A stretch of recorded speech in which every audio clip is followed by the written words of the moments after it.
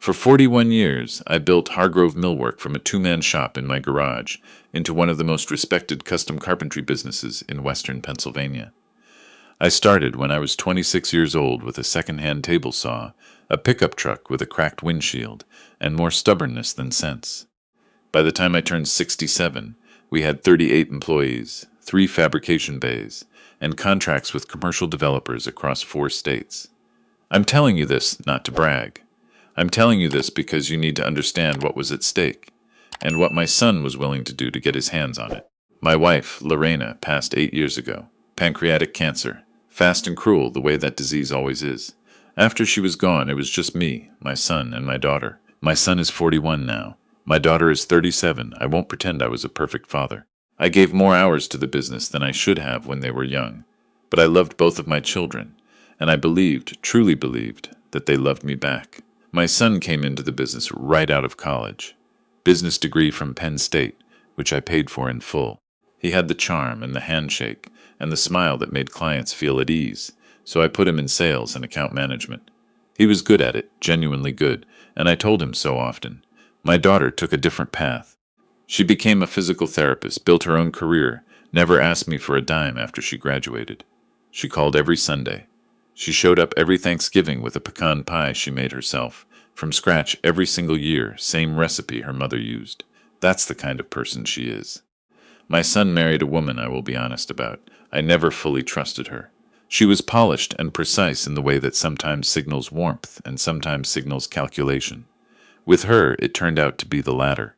She came from money, or liked people to think she did, and she had a lifestyle that cost considerably more than my son's salary supported. The vacations, the renovations on their house, the private school for my 2 grandchildren, none of it was within their income. I knew they were stretching. I didn't know how far. About 2 years ago, I started noticing things at the business. Small things at first. A vendor invoice that seemed high. A materials order I didn't remember approving. My office manager, a woman who has worked for me for 19 years and who I trust with my life, came to me quietly one afternoon and said she thought some numbers weren't adding up in the regional accounts. I told her to keep it between us and let me look into it. What I found over the next 6 weeks turned my stomach. My son had been systematically redirecting vendor payments through a shell company he had created under a name, close enough to one of our legitimate suppliers that it slid past cursory review. He'd been doing it for almost 3 years. The total, by the time my accountant finished the forensic review, was just under $400,000. I sat with that number for a long time before I did anything. $400,000. Money I had earned one contract at a time, one board foot at a time, one early morning and late night at a time. Gone. Funneled out by my own son to cover debts I never knew he had, and a lifestyle I never asked him to maintain. I didn't confront him right away.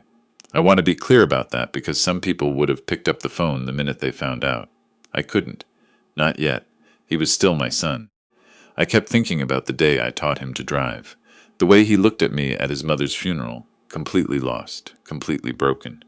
I kept thinking that there had to be an explanation I wasn't seeing. There wasn't. Instead, I did something quiet. I called my attorney, a man I've known for over 2 decades, and I told him everything. We updated my estate documents. My daughter was named sole heir and the primary beneficiary of my life insurance. I structured the transfer of the business so that it would move to her directly, bypassing any possibility of contest. We did it carefully, properly, and completely, and then I waited. I don't know exactly what triggered what happened next. Maybe my son sensed something had shifted. Maybe his wife had been pressuring him. Maybe the debts had grown worse than I knew. Whatever the reason, things changed in January.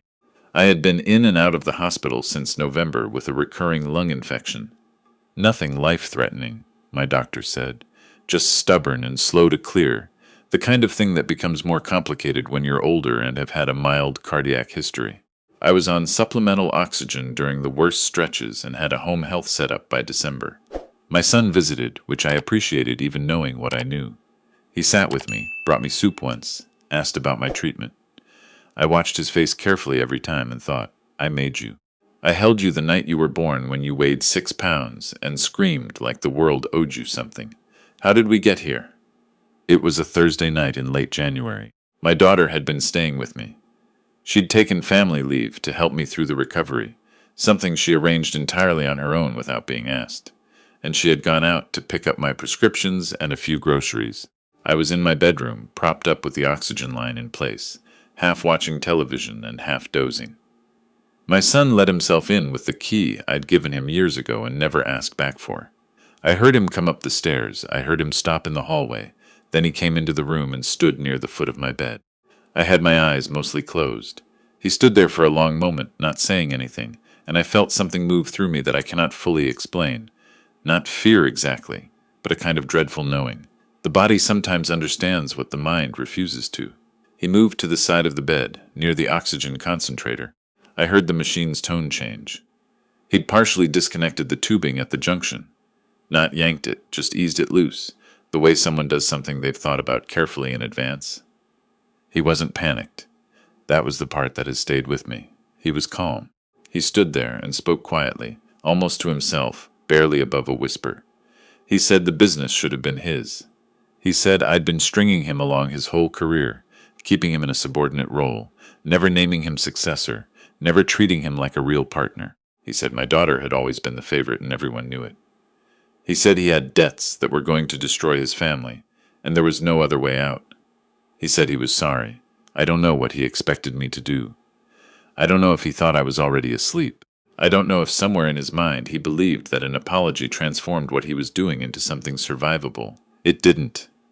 I opened my eyes. He froze. I said, "Reconnect that." He didn't move.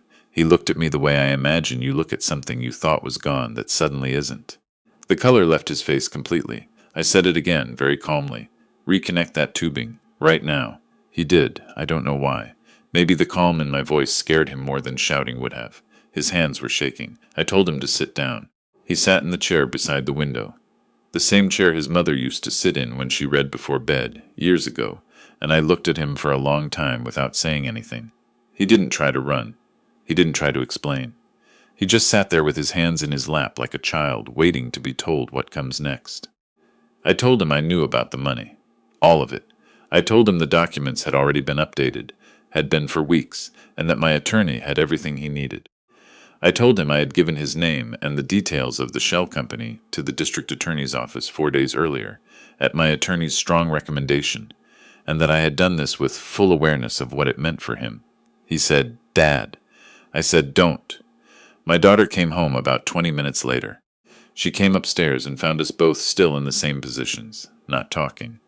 She looked at her brother and then at me, and she understood immediately that something serious had happened, even before I told her anything.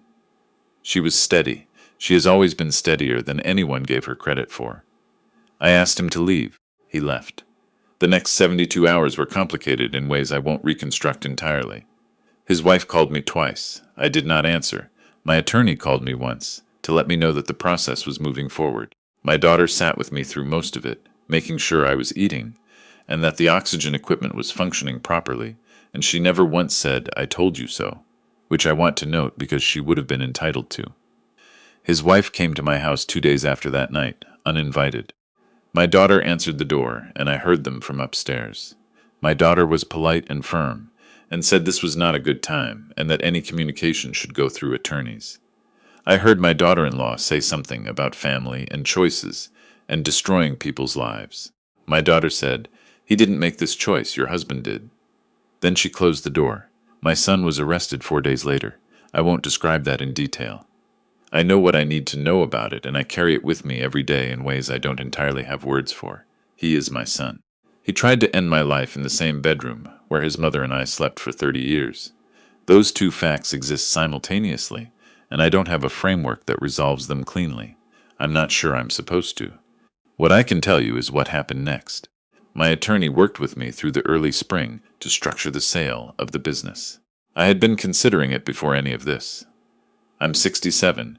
My health had been reminding me that I wasn't going to work forever, and the right offer had come in from a regional firm that had the capacity to grow what I'd built without gutting it. We finalized the sale in April. The purchase price was 7 figures, and every dollar of it, minus taxes and legal fees, went to my daughter. I'm not giving her that money to make a point. I'm giving it to her because she is the person who showed up.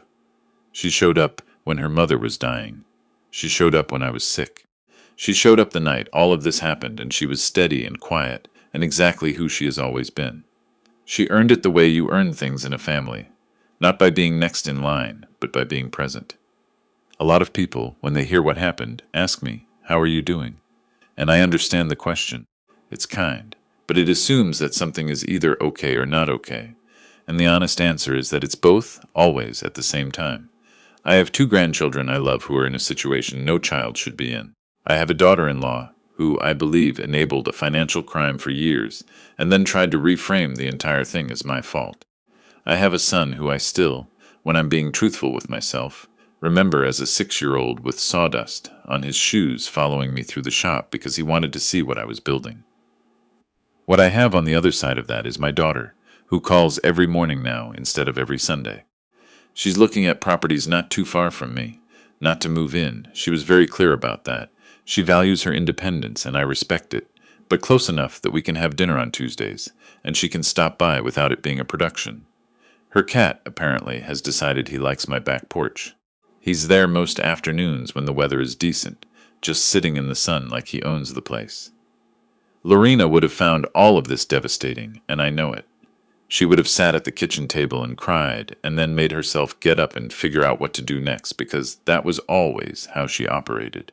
I tried to do the same. Most days I manage it. I closed the shop for good on a Friday in late May. My office manager of 19 years stayed until the end and helped me pack the last of the files. When we were done, she hugged me in the parking lot and told me I had built something worth building, and I believed her, and that was enough. The last box I packed had the original drawings from the first commercial contract I ever won, back in 1987, a restaurant in downtown Pittsburgh that has since closed and been replaced twice over. But those drawings were mine. The math on the margins was in my handwriting.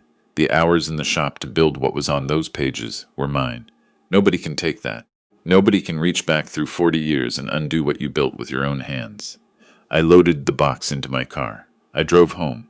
My daughter's cat was on the back porch, right where I expected him to be. I made myself a cup of coffee, and I sat outside with him until the light changed. And I thought about what it means to start over when you're 67 years old, and whether that's even the right word for it. I think the right word might be continue. You just keep going. You count what you still have. You let the grief be what it is, and you continue.